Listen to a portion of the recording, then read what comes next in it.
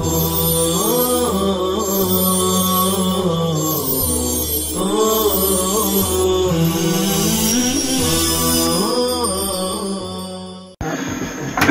الله الرحمن الرحيم. الحمد لله رب العالمين والعاقبة للمتقين والصلاة والسلام على سيد الأنبياء والمرسلين سيدنا وحبيبنا وحبيب رب العالمين محمد وعلى آله وأصحابه ومن هدى بهديه إلى يوم الدين.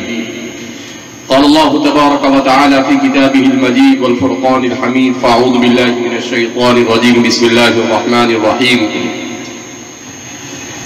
إن علينا جمعه وقرآنه فإذا قرأناه فاتبع قرآنه. وقال النبي صلى الله عليه وسلم: نظر الله امرأ سمع مقالتي فوعاها وأداها كما سمعها أو كما قال صلی اللہ علیہ وسلم.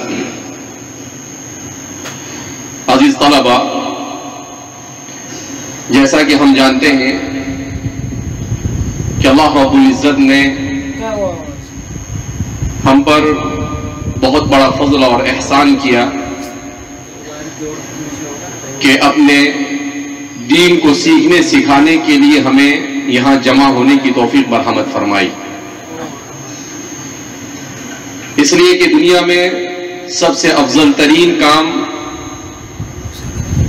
یہ اللہ رب العزت کی بھیجی ہوئی شریعت کو سیکھنا اور سکھانا ہے. جیسا کہ حضرت عثمان بن عفان رضی اللہ تعالی عنہ کی روایت نبی کریم صلی اللہ علیہ وسلم نے ارشاد فرمایا: خیرکم من تعلم القرآن وعلمہ، کہ تم میں سب سے بہتر وہ ہے جو قرآن کو سیکھے اور سکھائے. تو چونکہ ہمارا کام ہی اس احاطے میں قال اللہ اور قال الرسول کی صداؤں کو بلند کرنا، اس کے معانی اور مفاہیم کو سمجھنا. تو اس مناسبت سے جو حضرات ماضی میں علوم اسلامیہ کی خدمت کر چکے ہیں ان کا اکرام، ان کے لیے دعائیں کرنا یہ ہم سب پر ان کا حق ہے. اس لیے کہ انہی کی محنتیں اور انہی کی جد و جہد کی وجہ سے آج ہم آسانی کے ساتھ کتابوں کو پڑھ رہے ہیں، سمجھ رہے ہیں اور اسے سمجھنے کی کوششیں کر رہے ہیں. اگر ہمارے ان سلف صالحین نے محنت اور جد و جہد کر کر ان کتابوں کو نہ لکھا ہوتا، اس کی تصنیف و تالیف نہ کی ہوتی، تو شاید آج ہمارے لیے اتنی آسانی کے ساتھ پڑھنا ممکن نہیں ہو سکتا تھا. ان لوگوں نے جو جد و جہد کی ہے اس کا عشر عشیر بھی ہم نہیں کر سکتے. لہذا ہم پر یہ بھی حق بنتا ہے کہ عصر حاضر میں علوم اسلامیہ کی جو علماء خدمت کر رہے ہیں ان حضرات کا استقبال کرنا، ان حضرات کی تکریم کرنا اور ان کے علوم سے استفادہ کرنا یہ ہم سب پر ضروری. تو اس وقت ہمارے درمیان فقہ حنفی اور مسلک حنفی اور مذہب حنفی کے اہم ترین ترجمان محدث کبیر حضرت مولانا لطیف الرحمن صاحب بہرائچی دامت برکاتہم تشریف فرما ہے. حضرت کا تعلق ہندوستان سے ہے. آپ نے باندہ اور دارالعلوم دیوبند میں تعلیم حاصل کی. حضرت مولانا حبیب الرحمن صاحب اعظمی جنہیں محدث کبیر کہا جاتا تھا ان سے آپ نے استفادہ کیا اور پھر اس کے بعد پچھلے تقریباً 26-27 سال سے آپ مکہ مکرمہ میں مقیم ہیں. اس عرصے میں آپ نے علم حدیث کو اپنا اوڑھنا بچھونا بنایا اور علم حدیث کے موضوع پر تقریباً 100 جلدوں میں آپ نے اب تک کے کام مکمل کیا ہے.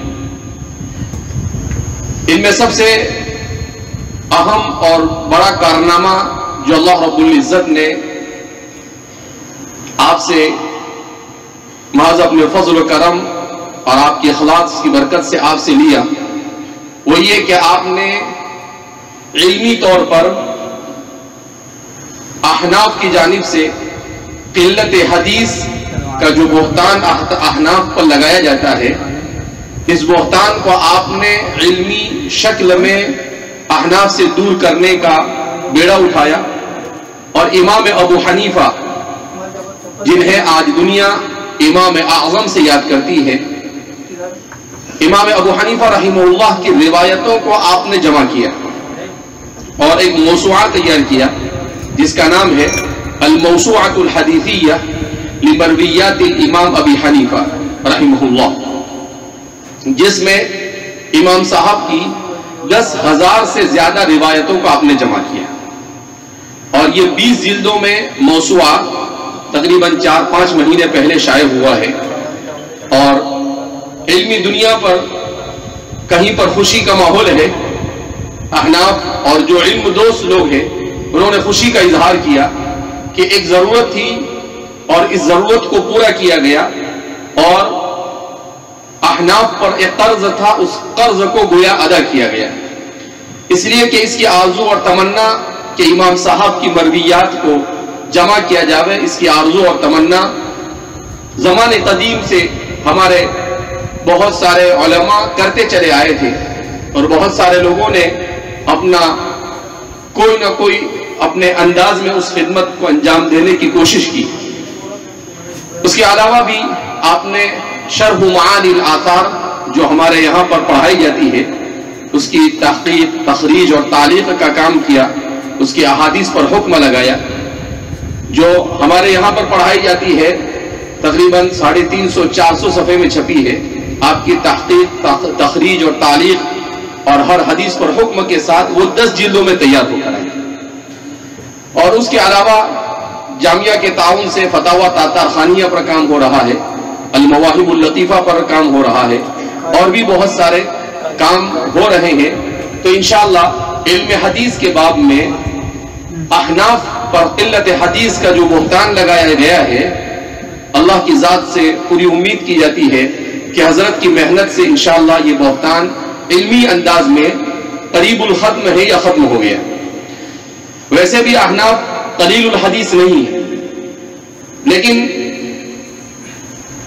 آدمی جب کسی چیز سے ممارست نہیں رکھتا ہے تو پھر ایسی بات کہہ دیتا ہے۔ جیسے کچھ لوگوں نے کہا کہ ابن خلدون نے اپنے مقدمے میں امام صاحب کے بارے میں کہا کہ امام صاحب سے صرف 17 حدیثیں مروی، تو ہمارے علماء نے کہا کہ ابن خلدون محدث نہیں ہے، نہ ابن خلدون فقیہ ہے، ابن خلدون اس میدان کے آدمی نہیں ہے، لہذا ان کی بات کو اتنا وزن نہیں دیا جا سکتا ہے۔ اس لیے کہ امام ابو یوسف جو امام صاحب کے اجل تلامذہ میں سے ہے، وہ فرماتے ہیں کہ جب بھی کوفہ میں کوئی محدث آتے تھے اور لوگ ان کا استقبال کرتے تھے تو میں جا کر ان سے حدیث اخذ کرتا تھا، اور وہ حدیث امام صاحب کو آ کر سناتا تھا۔ تو امام صاحب پھر فرماتے تھے وَسَمِعْتُ هَذَا الْحَدِيثَ مِنْ فُلَانٍ وَفُلَانٍ۔ تو امام ابو یوسف فرماتے ہیں کہ کبھی ایسا نہیں ہوا کہ امام صاحب کے لیے کوئی حدیث میری سنائی ہوئی اجنبی ہو۔ تو اس سے معلوم ہوا کہ امام صاحب فقیہ ہونے کے ساتھ محدث تھے، اور آدمی فقیہ اور امام اعظم بن ہی نہیں سکتا جب تک کہ وہ محدث نہ ہو۔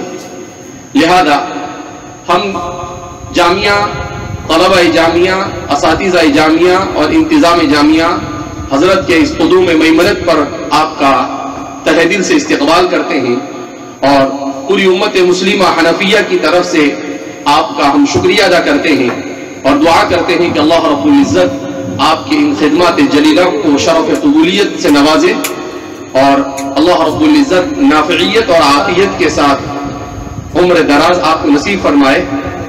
میں حضرت کو مؤدبانہ درخواست کروں گا کہ آپ اپنے قیمتی ملفوظات سے ہمیں مستفید فرمائیں، اور انشاءاللہ حضرت کے بیان کے بعد والد صاحب کے ہاتھوں حضرت کو آپ کے موسوعات کی خدمات کی تقریم کے صورت میں، ایک شیل کی صورت میں حضرت کی خدمت میں پیش کیا جائے گا، اور پھر دعا پر انشاءاللہ مجلس کے اختتام ہوگا۔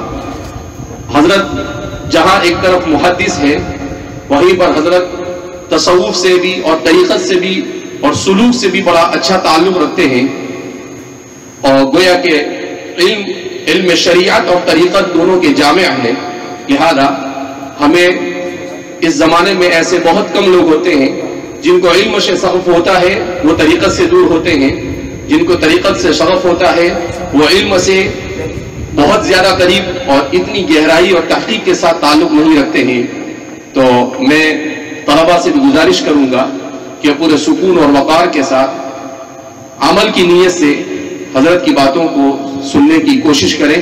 اللہ رب العزت ہم سب کے لیے آپ کا آنا باعث خیر و برکت بنائے اور ہم سب کو بھی اسی طرح سے علوم اسلامیہ کے باب میں محنت، جد و جہد، خدمت کرنے کی توفیق مرحمت فرمائیں. میں حضرت سے درخواست کروں گا کہ آپ اپنے قیمتی ملفوظات سے ہمیں مستفید فرمائیں. بسم اللہ الرحمن الرحیم. الحمد للہ کفا وسلام علی عباده الذین اصطفى. اما بعد اعوذ باللہ من الشیطان الرجیم. بسم اللہ الرحمن الرحیم. وذکر فإن الذکرى تنفع المؤمنین. سبحان ربک رب العزة عما یصفون وسلام علی المرسلین والحمد للہ رب العالمین. اللہم صلی علی سیدنا محمد وعلى آل سيدنا محمد وبارك وسلم. اللهم صل على سيدنا محمد وعلى آل سيدنا محمد وبارك وسلم. اللهم صل على سيدنا محمد وعلى آل سيدنا محمد وبارك وسلم.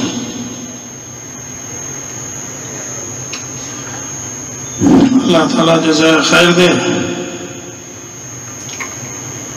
مولانا حذیفہ صاحب، ان کے والد صاحب بانی جامعہ حضرت مولانا غلام محمد عثمانی صاحب دامت برکاتہم، اور ان کے خانوادے کو اور مدرسے کے اساتذہ کو، مدرسے کے طلباء کو اور ارباب انتظامیہ کو اللہ تعالیٰ ان سب کا اکرام فرمائے دنیا اور آخرت میں، جس طرح انہوں نے آج اس کا اکرام فرمایا. بڑے زندہ ہوتے ہیں، ان کے وسعتی ظرفی کو دیکھ کر کمزور لوگ آگے بڑھتے چلے جاتے ہیں. تاریخ کی کتاب میں لکھا ہے کہ محمود غزنوی رحمۃ اللہ علیہ جب ہندوستان پر حملہ کرتے تھے اور اس کی اطلاع خلافت بغداد کو ملتی تھی تو وہاں سے ایک لقب ان کے لیے جاری ہوتا تھا. تو کہتے ہیں کہ محمود غزنوی رحمۃ اللہ علیہ کو زندگی میں اس سے بڑی کوئی خوشی نہیں ہوتی تھی جتنی خوشی خلافت سے، بغداد سے، جب ان کے لیے کوئی لقب جو ہے وہاں سے ہو کے آتا تھا. تو ہم لوگ بھی ہیں، ہمیں بھی خوشی ہوتی ہے، ہمارے بڑے ہیں، زندہ ہیں. اللہ تعالیٰ اپنی قدرت سے ہم سے کوئی کام لے لیتے ہیں تو ہمارے لیے ہمارے بڑے ہمارے لیے تشجیع کے کلمات کہتے ہیں، ہمارے لیے یہ بہت بڑی سند ہوتی ہے. اللہ تعالیٰ ان حضرات کو سب کو اکرام در اکرام عطا فرمائے. حضرت مولانا حذیفہ صاحب دامت برکاتہم نے فرمایا ہے کہ کچھ نصیحت کر دیں. میں کیا نصیحت کروں؟ ہاں، یہ بات ضرور ہے کہ ہمارا تعلق علماء دیوبند سے ہے، اور علماء دیوبند کی بنیاد دو چیزوں پر ہے، علم اور عمل. علی گڑھ یونیورسٹی، جامعہ ملیہ، جامعہ عثمانیہ اور جتنی یونیورسٹی ہے ان کی بنیاد پیٹ کے لیے ہے. یہ عباد البطون میں سے ہے. ایک کسی مجلس میں عاجز بیٹھا ہوا تھا، تو جب عاجز کی پہلی کتاب 10 جلدوں میں بیروت سے چھپ کے آئی تو ایک علی گڑھ یونیورسٹی کا پروفیسر بیٹھا ہوا تھا. اس نے کہا کہ آج میں نے دیکھا کہ یہ مدرسے کے لوگوں کو بھی لکھنے کی تمیز ہو گئی. یعنی ان کو فخر تھا کہ جو کچھ کرتے ہیں یہ یونیورسٹی والے کہتے ہیں، یہ مدرسے والے کہاں کرنا جانیں گے. تو میں نے کہا کہ دیکھو، کتنا ان کے اندر بودھ ہے، کتنا مفاخرہ ہے، یہ کتنی بڑی خلیج ہے مدرسے والوں اور یہ یونیورسٹی والوں کے۔ تو الحمدللہ ثم الحمدللہ ہمارے اکابرین کی تصنیفات ایک جلد میں نہیں، 2 جلد میں نہیں، بڑی بڑی جلدوں میں، 10 جلدوں میں، 20 جلدوں میں، 30 جلدوں میں حدیث شریف کے شروع کے عنوان سے لائبریری میں موجود ہے، دنیا کی اکثر لائبریریوں میں موجود ہے، جس کا دل چاہے دیکھ لیں۔ تو علماء دیوبند ہمارے اکابرین، ان کی محنت دونوں چیزوں پر تھی، ایک علم پر اور ایک عمل پر۔ حافظ ضامن شہید رحمۃ اللہ علیہ، حاجی امداد اللہ مہاجر مکی رحمۃ اللہ علیہ اور مولانا محمد احمد صاحب غالباً تھے، تینوں آدمیوں نے مشورہ کیا کہ بھائی شیخ کامل کو تلاش کرنا ہے، کسی کو جب دکھ جائے تو وہ جلدی نہ کرے، ہم تینوں آدمی جا کے بیعت کر لیں گے۔ تو حاجی امداد اللہ مہاجر مکی رحمۃ اللہ نے خواب میں دیکھ لیا تھا اپنے شیخ کو، تلاش کرتے کرتے حاجی میاں نور محمد رحمۃ اللہ علیہ کے پاس پہنچے تو دیکھ کے پہچان گئے۔ تو میاں نور محمد صاحب نے فرمایا کہ خواب میں تو آپ کو زیادہ یقین ہے لگتا ہے، تو فوراً بیعت ہو گئے، اور بیعت ہونے کے بعد واپس گئے، حافظ ضامن شہید رحمۃ اللہ علیہ کو بتایا، مولانا محمد احمد صاحب کو بتایا، تو انہوں نے کہا کہ وعدہ تو آپ نے کیا تھا کہ 3 ساتھ چلیں گے، آپ جلدی کر گئے، پہلے بیعت ہو گئے۔ تو کہا جب حق واضح ہو گیا تو تاخیر کرنا مناسب نہیں دیکھا۔ 2 آدمی حافظ ضامن شہید رحمۃ اللہ علیہ، مولانا محمد صاحب رحمۃ اللہ علیہ، یہ دونوں حضرات حاجی صاحب کے ساتھ جب آئے تو میاں نور محمد صاحب بیٹھے ہوئے تھے، بچوں کو پڑھا رہے تھے۔ تو مولانا محمد احمد صاحب نے کہا کہ یہ تو مکتب پڑھانے والا آدمی ہے، ہم علماء اب اس کے ہاتھ میں گرفتار ہونے جا رہے ہیں، یہ تو کچھ بھی نہیں۔ تو حضرت کو کشف ہو گیا، تو حضرت نے فرمایا کہ بھائی آپ لوگ نے کلمہ پڑھا ہے؟ تو خاموش ہو گئے لوگ، تینوں حضرت کا کلمہ پڑھا ہے آپ لوگوں نے؟ تو یہ کبار علماء تھے، خاموش ہو گئے کہ حضرت آپ پڑھا دیں کلمہ؟ تو کہا پڑھو لا الہ۔ تو میاں نور محمد صاحب نے جب کہا لا الہ تو حاجی صاحب بیٹھے تھے، حافظ ضامن شہید رحمۃ اللہ علیہ بیٹھے تھے، مولانا محمد احمد صاحب بیٹھے تھے۔ تو کہتے ہیں مسجد میں تو بیٹھے تھے لیکن جب کہا لا الہ تو ہر چیز غائب ہو گئی، مسجد دکھ نہیں رہی تھی، چٹائی بھی نہیں دکھ رہی تھی، لوٹے رکھے ہوئے تھے لوٹے بھی نہیں دکھ رہے تھے، ہر چیز غائب ہو گئی، ایک ہو کا عالم تھا، ہر چیز نفی کے تحت آ چکی تھی، غیبوبت کی حالت میں سارے لوگ بیٹھے تھے۔ کافی دیر کے بعد میاں نور محمد صاحب نے فرمایا الا اللہ۔ الا اللہ کہا، لوٹے بھی دکھنے لگے، چٹائی بھی دکھنے لگی، مسجد بھی دکھنے لگی، آپس میں دوست لوگ بیٹھے دکھنے لگے، میاں نور محمد صاحب بھی دکھنے لگے۔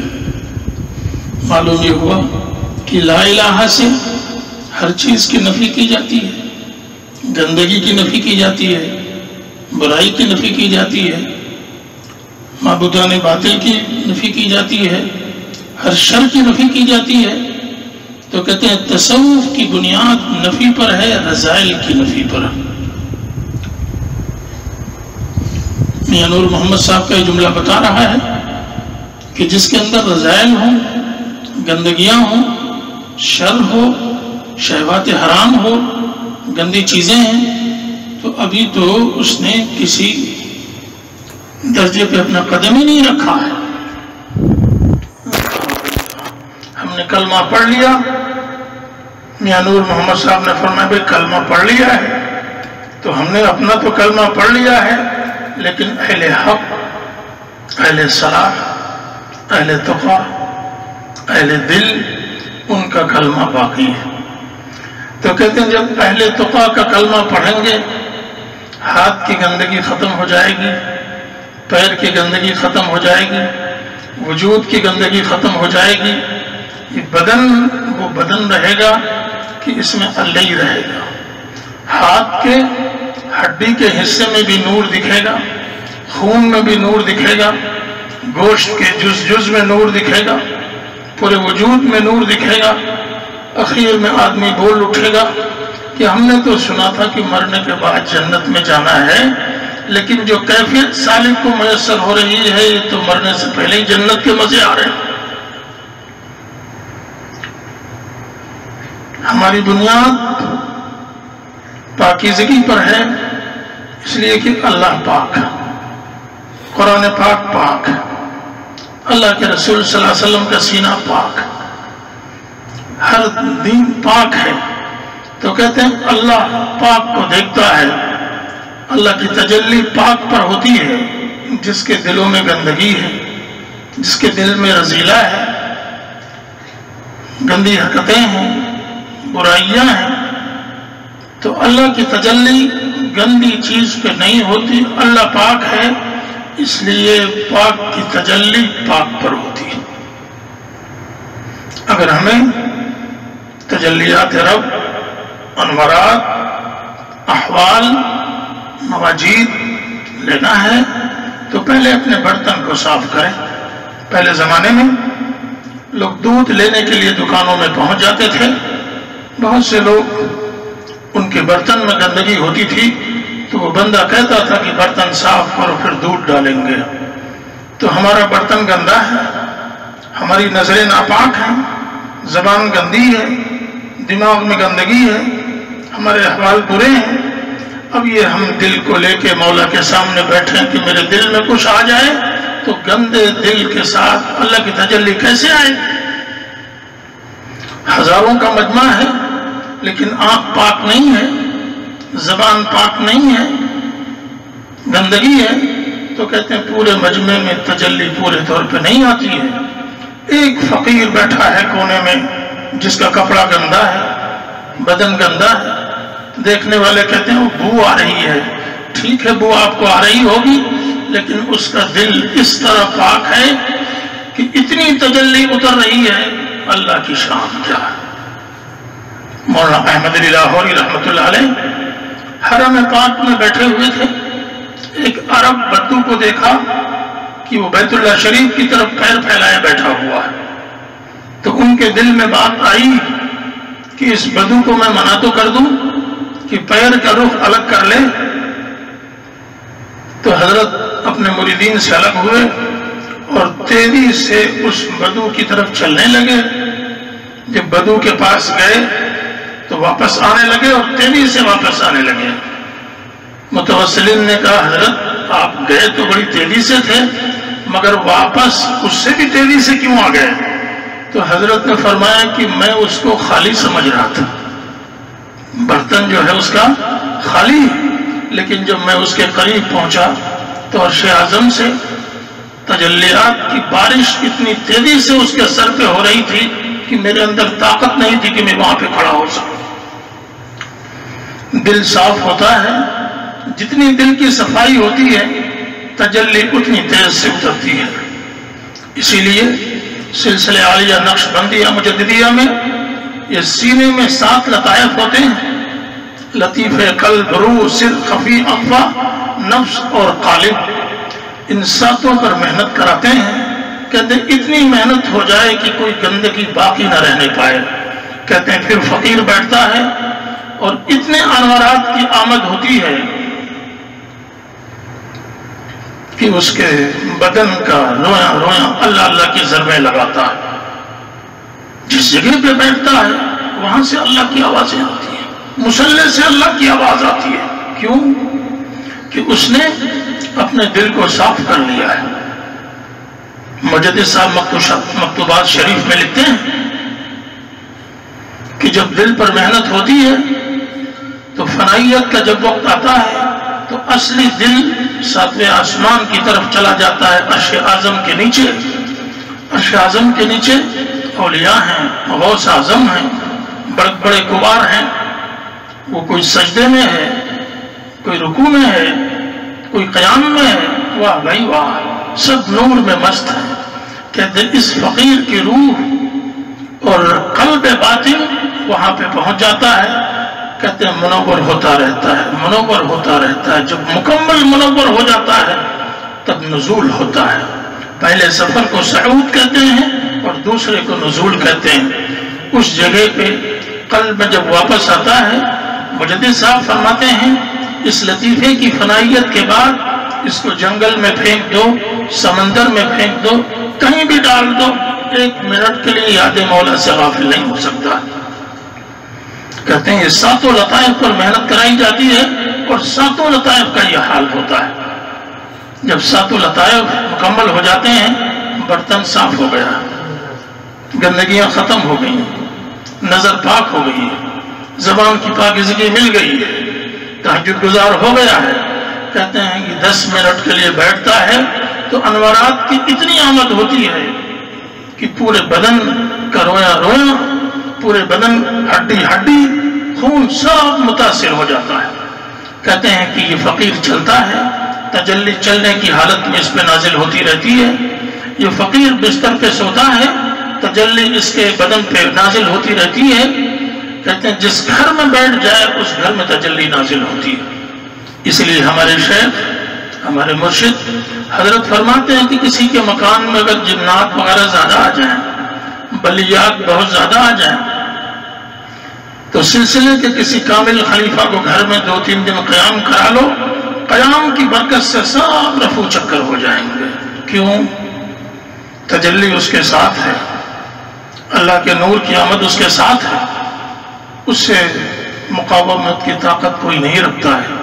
تو اس لیے بھائی علماء دیوبند کی ایک شان تو یہ ہے۔ دوسری شان یہ حضرت نانوتوی رحمت اللہ علیہ اکیلے بیٹھے، لنگی ہے، کرتا ہے، اس میں سفر کر رہے ہیں۔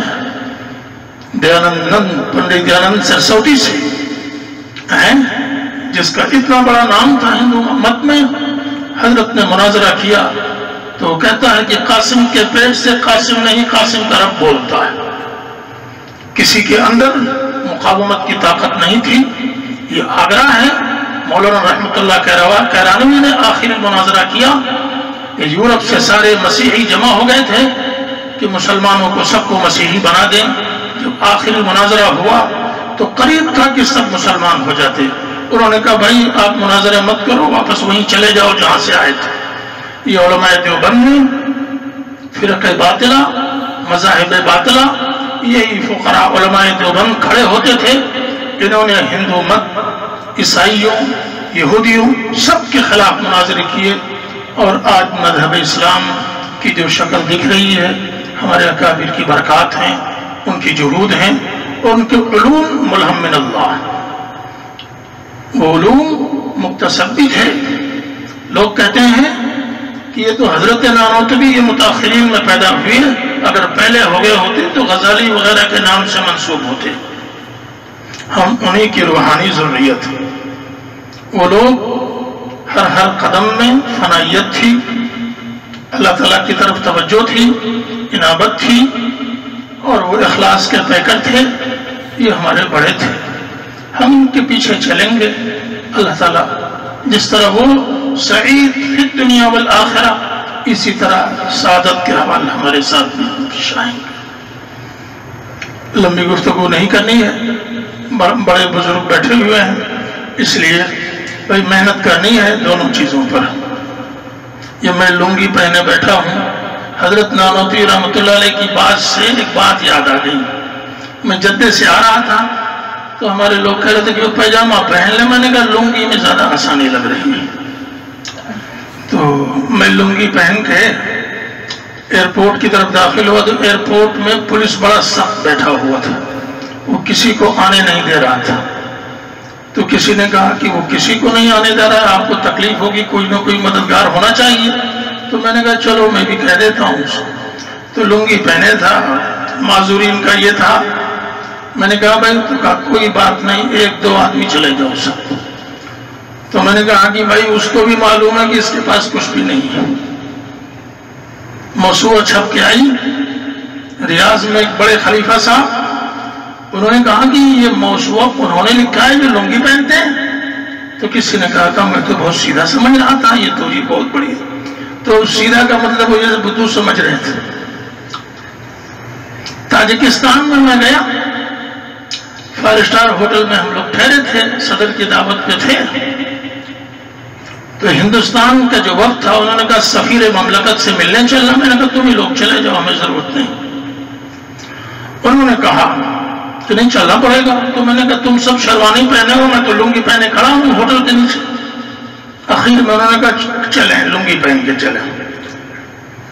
جب سفیر کے سامنے گئے سارے لوگ ہاتھ باندھ کے کھڑے ہو گئے۔ میں نے کہا یہ کون ہے؟ کہا سفیر ہے۔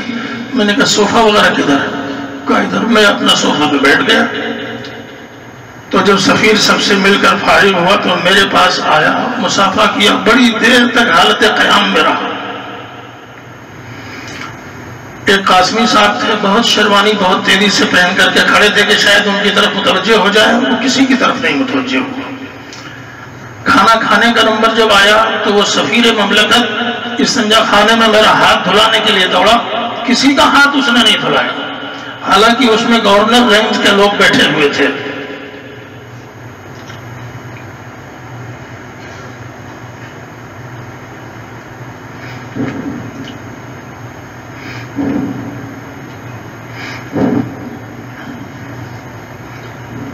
میں نے دیکھا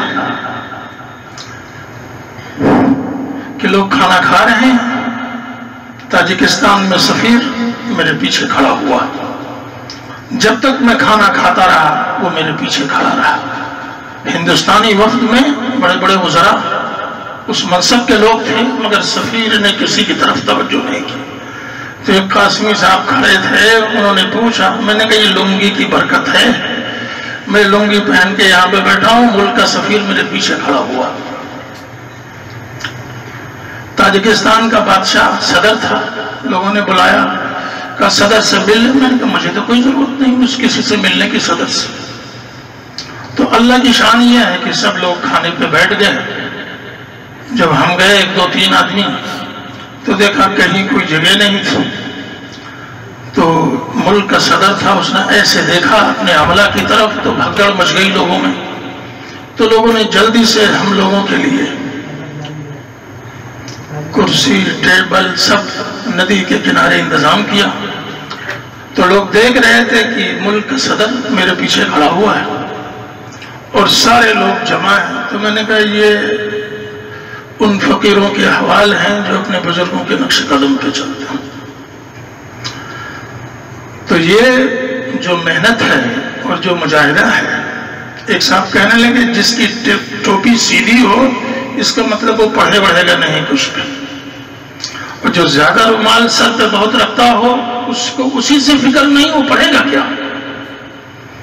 بار بار کپڑا دھوتا ہو اور بار بار پریس کرتا ہو وہ کیا پڑھے گا؟ اس کو اسی سے فرصت نہیں۔ ہتھوڑا میں ہم پڑھتے تھے تو ایک ہمارے دوست تھے، وہ مہینے میں کپڑا بدلتے تھے۔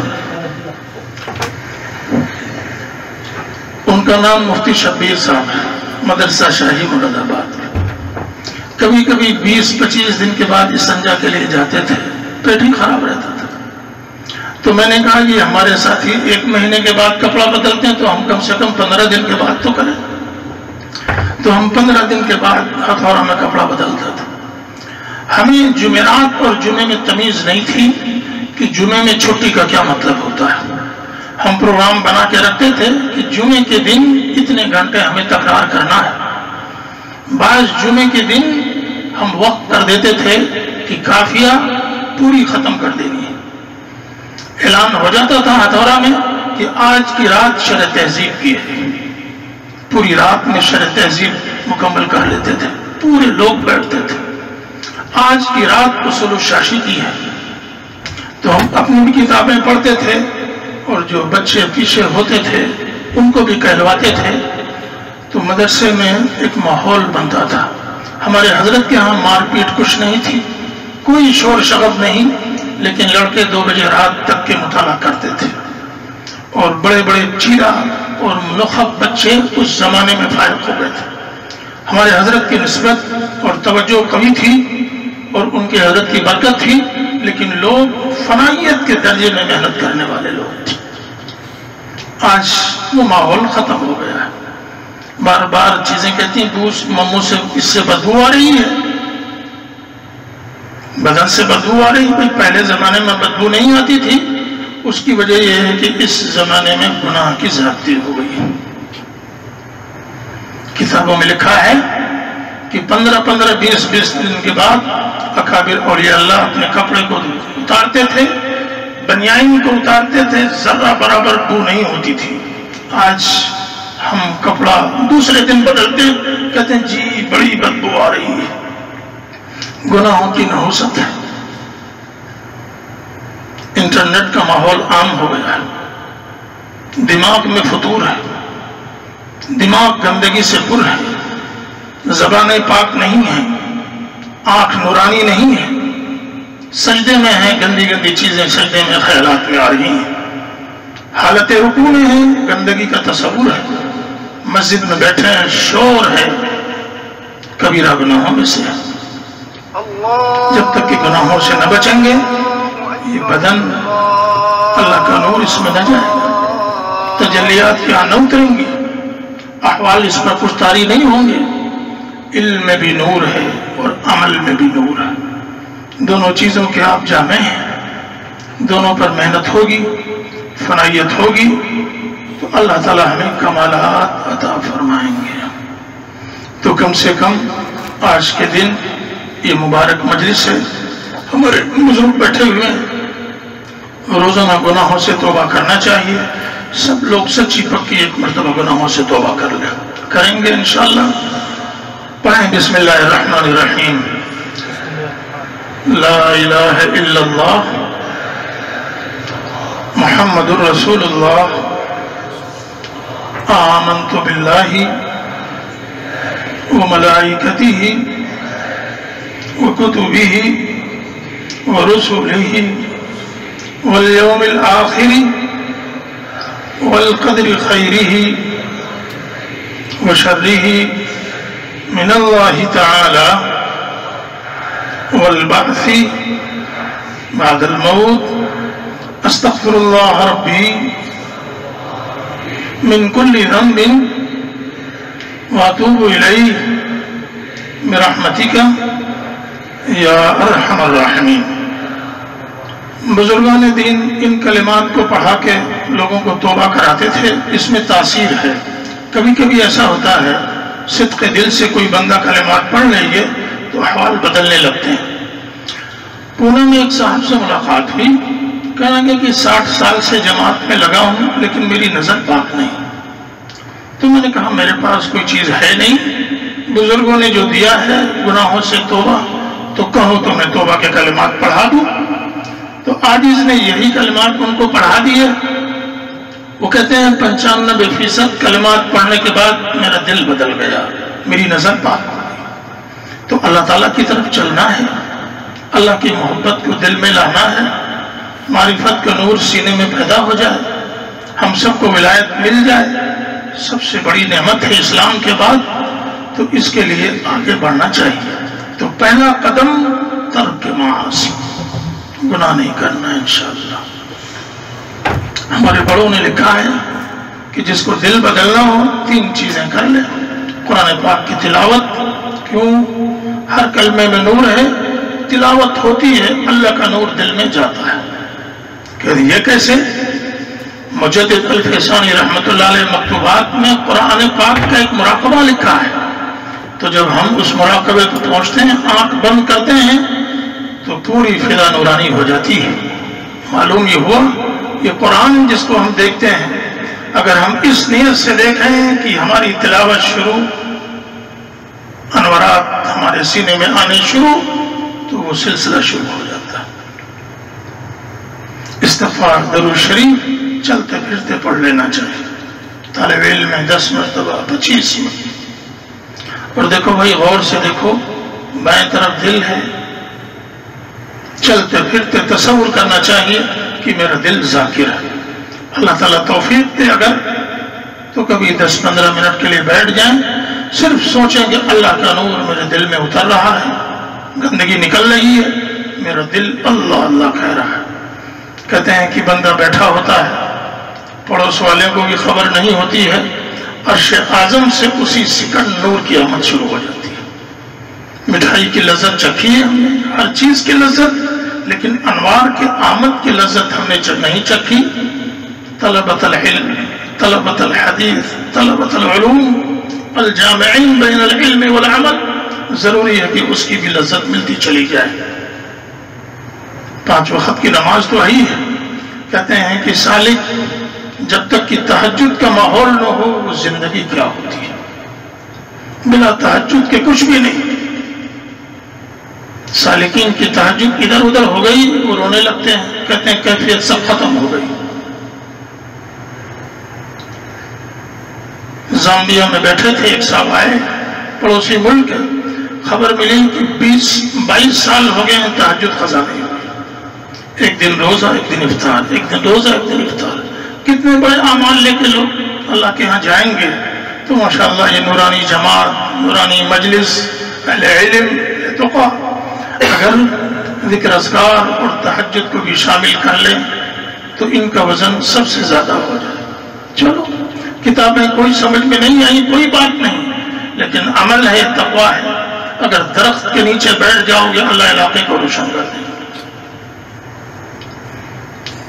یہ ملت، مفتی سعید صاحب پوری کا یہ جملہ بہت یاد آتا ہے۔ اللہ تعالیٰ حضرت کو غریق رحمت کرے، حضرت کو بہت بلند فرمائے۔ عجیب حق بات کہنے والے لوگوں میں تھے، کہ پوچھ رہے ہیں تم کو کس نے پڑھایا؟ طالب علم کہہ رہا استاذ نے۔ کہا تنخواہ اگر نہ ملے پھر کہاں سے وہ آئے گا؟ کہا پھر محتمم نے پڑھایا۔ کہا اگر محتمم کو پیسہ کوئی نہ دے عمارت کیسے بنے گی؟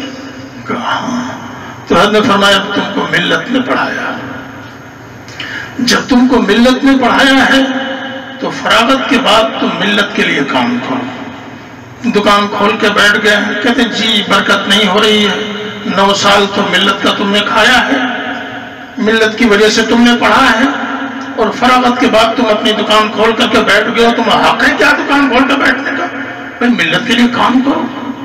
کہتے جی ہوتا نہیں ہے، تو چلو تھوڑا ملت کے لیے بھی کرو اور تھوڑا اپنے لیے کرو، لیکن ایک دم چھوڑ دینا ملی کام کو اور اپنی طرف متوجہ ہو جانا کامیابی مشکل ہے۔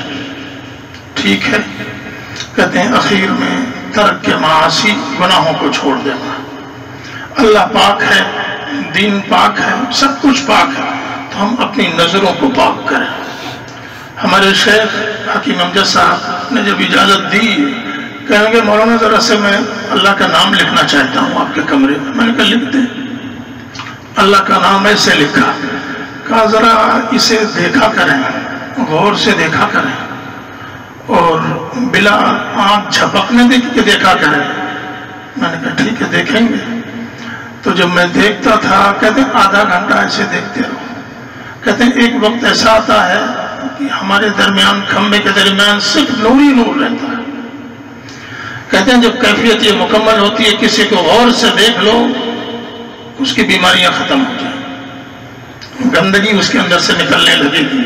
کہتے ہیں یہ اتنی تیز توجہ ہوتی ہے، اور ہماری نظر پوری رات نیٹ میں بیٹھے ہوئے ہیں، پوری رات گندگی میں بیٹھے ہوئے ہیں، موبائل کوئی دیکھ نہیں رہا مگر اللہ تو دیکھ رہا ہے۔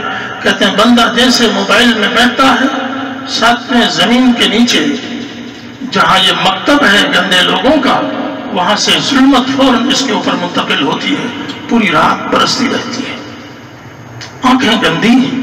لوگ کہتے ہیں جی کوئی بیماری نہیں ہے، نہیں نہیں بیماری تو کوئی نہیں ہے، یہ ایسی روحانی بیماری ہے جس نے پوری آنکھ کو خراب کر دیا۔ زبان غیبت میں لگی ہوئی ہے، گالیاں دیتے ہیں، سخت کلامی کہتے ہیں، کمروں میں بیٹھے ہیں تبصرے کر رہے ہیں۔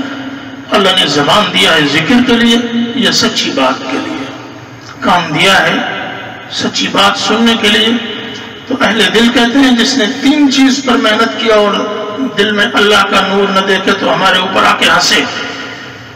اس لیے بھائی اللہ تعالی ہم کو، آپ کو، سب کو توفیق عطا فرمائے کہ ہم اللہ کی ولایت کو لینے کے لیے نشے کی حالت میں چلیں، کہ ہم کتاب بھی پڑھ رہے ہیں اور میں سے مالک سے محبت بھی ہو جائے اور ہر گندگی ہمارے اندر سے ختم ہو جائے۔ اللہ تعالی ہم سب کو صالحین اتقیاء ابرار میں شامل فرماوے۔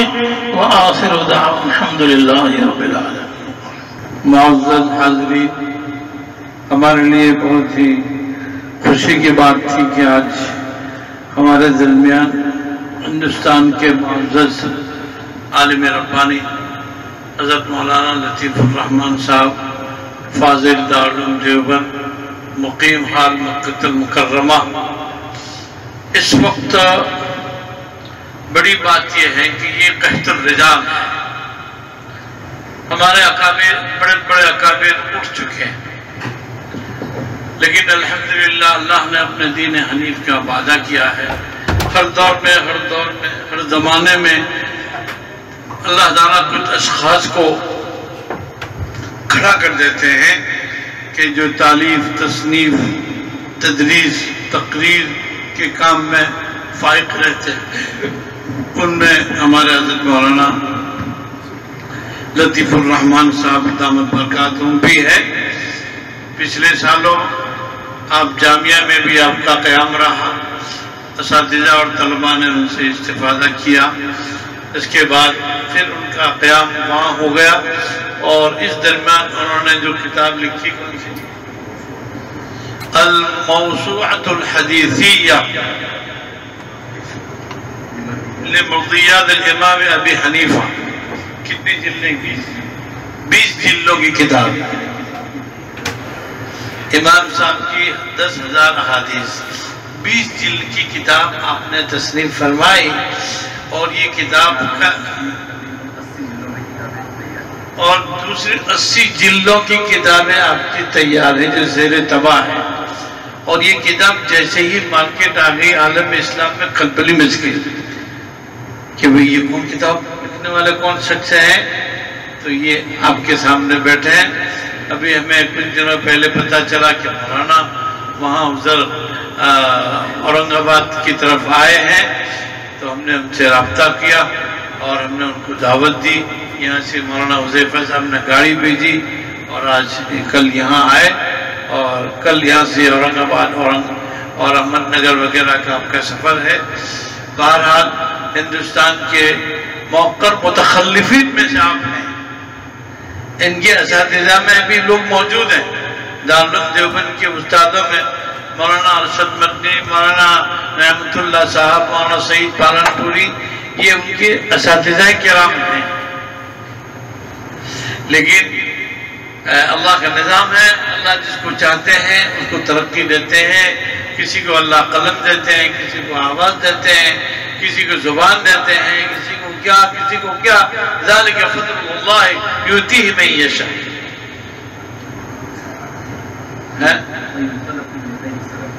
خیر خلف لخیر سلف، سلف کے خلف یہ لوگ، یہ اللہ کا وعدہ ہے۔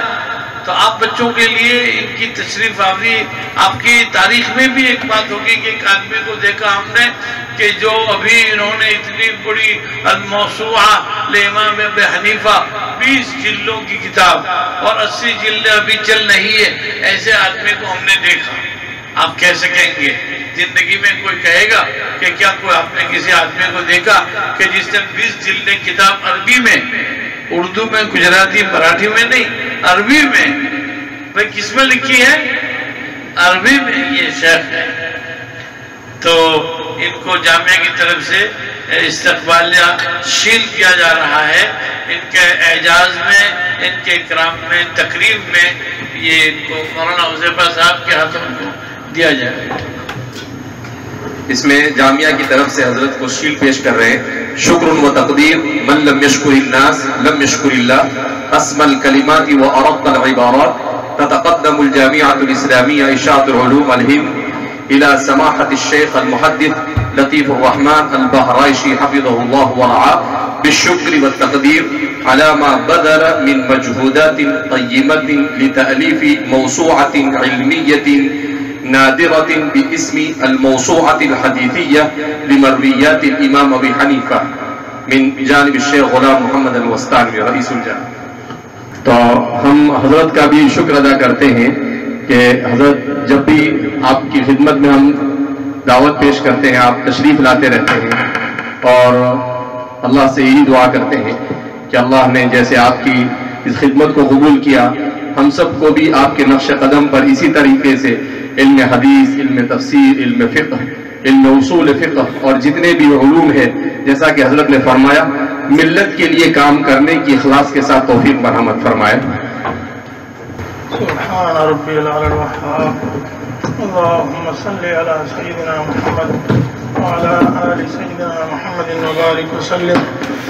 کریم آقا ہمارے گناہوں کو معاف فرما، برائیوں سے حفاظت فرما، ہر قسم کی گندگیوں کو دور فرما، دلوں کی ظلمتوں کو دور فرما، دلوں کی سختیوں کو دور فرما، دلوں کو منور فرما، روشن فرما، دلوں کی دنیا کو آباد فرما، ہماری نگاہوں کو پاک فرما، دلوں کو صاف فرما، سینوں کو اپنی محبت سے لبریز فرما، عشق کی آتش ہمارے سینوں میں پیدا فرما، انگ انگ سے ذکر جاری فرما، روئیں روئیں سے ذکر جاری فرما، ہڈی ہڈی بوٹی بوٹی میں اپنی محبت پیدا فرما، نفس و شیطان کے مکر و فریب سے ہماری حفاظت فرما، ہمارے گناہوں کو معاف فرما، خطاؤں سے درگزر فرما، ہمارے عیبوں کی پردہ پوشی فرما۔ اے کریم آقا، آپ پاک ہیں، سب سے زیادہ پاک ہیں، آپ پاک کو پسند کرتے ہیں۔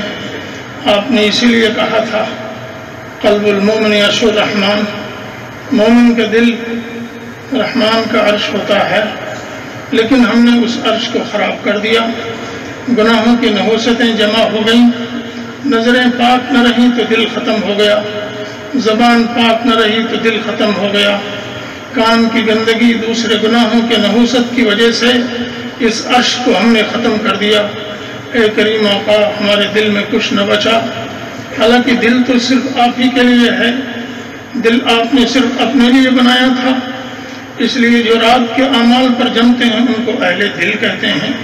اے کریم آقا، اہل دل بہت کم ہو گئے، تربیت کا نظام ختم ہو رہا ہے۔ اے کریم آقا، یہ علماء کی جماعت ہے، یہ طلباء کی جماعت ہے، کچھ نہیں معلوم ان میں سے کون شیخ الہند بنے گا، کچھ نہیں معلوم ان میں سے کون اشرف علی تھانوی بنے گا۔ اے کریم آقا، لیکن آپ قادر مطلق ہیں، آپ کے خزانے بڑے ہیں، آپ کے خزانے مفتوح ہیں، لا یسأل عما یفعل۔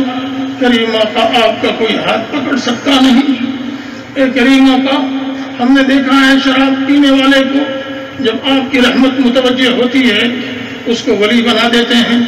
ہم نے دیکھا ہے کہ ڈاکہ کا کام کرنے والوں کو جب آپ کی رحمت متوجہ ہوتی ہے تو مقربین میں شامل فرما لیتے ہیں۔ اے کریم آقا، ہم تو آپ کے گھر میں بیٹھے ہیں، ہم ہاتھ پھیلائے ہیں، اہل اللہ یہاں پر بیٹھے ہوئے ہیں، اصفیاء یہاں پر بیٹھے ہوئے ہیں، اتقیاء کی مجلس ہے۔ اے کریم آقا، آپ بار بار اصفیاء کو دیکھتے ہیں۔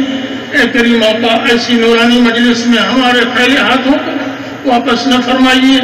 اے کریم آقا، ہم سب کو نیک بنا دیجیے۔ اے کریم آقا، ہماری آنکھوں کو نورانی بنا دیجیے، ہماری زبانوں کو نورانی بنا دیجیے، کان و دل کو نورانی بنا دیجیے۔ اے کریم آقا، ہم نے سنا ہے کہ بزرگان دین کے پورے بدن سے اللہ اللہ کی آواز آتی ہے، ہم نے سنا ہے کہ بزرگان دین کے پورے بدن پہ انوارات کی آمد ہوتی ہے۔ اے کریم آقا، اس لذت کو آپ ہمیں بھی دے دیجیے۔ دنیا کی ساری نعمتیں آپ نے دے رکھی ہیں، اے کریم آقا، قرب کی نعمت فقیروں کو دے دیجیے۔ اے کریم آقا، آسائش کے سارے سامان ہم کو دے رکھے ہیں آپ نے، اے کریم آقا، ہمارے دل میں محبت ڈال دیجیے۔ اے کریم آقا، نعمتوں کی بارش ہو رہی ہے، ہم گن بھی نہیں سکتے۔ اے کریم آقا، ایک بڑی نعمت قرب خداوندی والی ہمیں بھی دے دیجیے، ولایت دے دیجیے۔ اے کریم آقا، قرب دے دیجیے۔ اے کریم آقا، رات میں تہجد کی توفیق دے دیجیے۔ اے کریم آقا، گناہ کرتے کرتے دل بگڑ گئے، رونے والے ختم ہو گئے۔ اے کریم آقا، رونے والی جماعت پیدا فرما دیجیے۔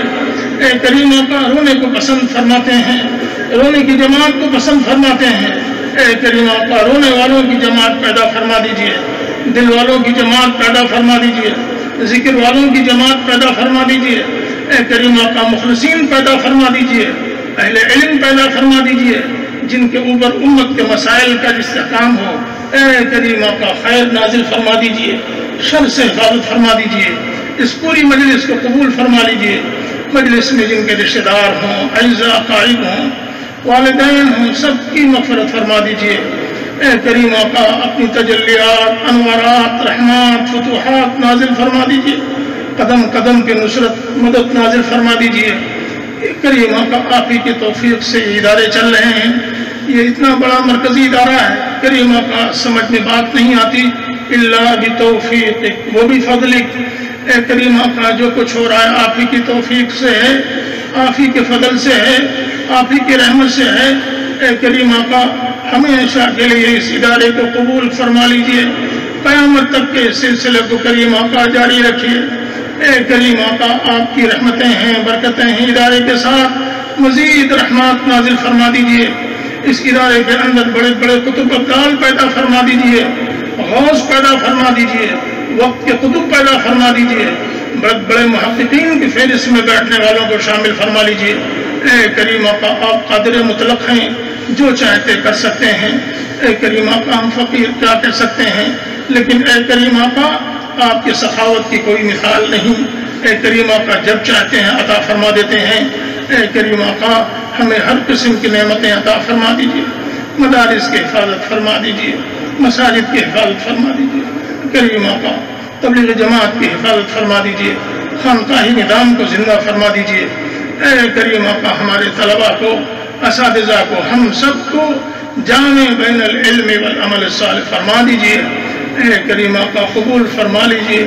بے حد قبول فرما لیجئے، بے حد قبول فرما لیجئے، جن لوگوں نے دعاؤں کے لیے کہا یہ لکھا ہے ان کا ہم پر حق ہے کہ ہم سے اچھی امید رکھتے ہیں ان کے جائز مقاصد میں کامیابی عطا فرما دے، جو بیمار ہیں شفا عطا فرما دے، جو بیمار ہیں شفا عطا فرما دے، جو بیمار ہیں شفا عطا فرما دے، اے کریم آقا آج اس موقع پر آمد میں حضرت مولانا غلام مستانی صاحب دامت برکاتہ نے، ان کے صاحبزادے نے، کے خانوادے نے آج اس کا اکرام فرمایا ہے، کریم آقا ہم تو فقیر ہیں، ہم کیا دے سکتے ہیں، کریم آقا آپ ان سب حضرات کا اکرام فرما دیجئے، اس کے صلے میں ولایت کا نور ان کے سینوں میں عطا فرما دیجئے، اے کریم آقا مقبولین میں شامل فرما دیجئے، ان کے خانوادے کو بے حد قبول فرما دیجئے، شرور و فتن سے حفاظت فرما دیجئے، ہر فتنے سے نجات دے دیجئے، مقبولین میں شامل فرما لیجئے، ہماری دعاؤں کو اپنی رحمت سے قبول فرما، صلی اللہ تعالی علی خیر خلقہ محمد وعلی آلہ واصحابہ اجمعین